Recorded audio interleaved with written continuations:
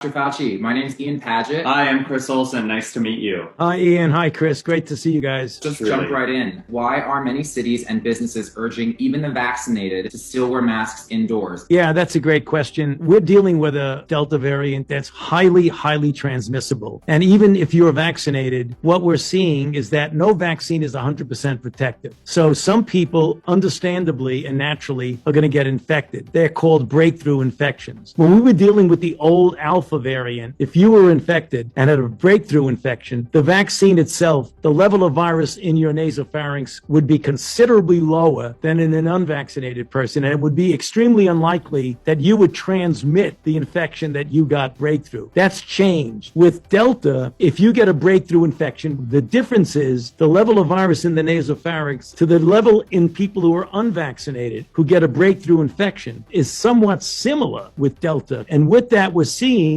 that people who are vaccinated get a breakthrough infection are quite capable of transmitting it to other people, even though they have minimal or no symptoms. So the thing we're concerned about is that you may feel, I'm not symptomatic, I'm not infected, and if you don't wear a mask, you could get infected and then inadvertently transmit it to a vulnerable person. So it's to protect you from getting infected so that you don't inadvertently transmit it to somebody else. What does social distancing in this country kind of look like now? Well, social distancing is still important, as is proper ventilation, because we know this virus spreads so well that it likely has a major component that's aerosol, that's something that doesn't just droplet and go to the bottom, but it kind of diffuses around. Do you expect any other variants to develop this year? You know, one of the things that troubles me and worries me is that as long as you have a considerable number of unvaccinated people in the community, and in this case in the United States, we have 93 million people who are eligible to be vaccinated who are not vaccinated. And when you have that, the virus has the capability of freely transmitting in the community. The mutation of the Delta variant makes it much more efficient in transmitting and then in replicating. So by giving the viruses the opportunity, it is conceivable, if not likely, that we're going to get more variants. That's one of the really important reasons for the responsibility you have to the community, not only to protect yourself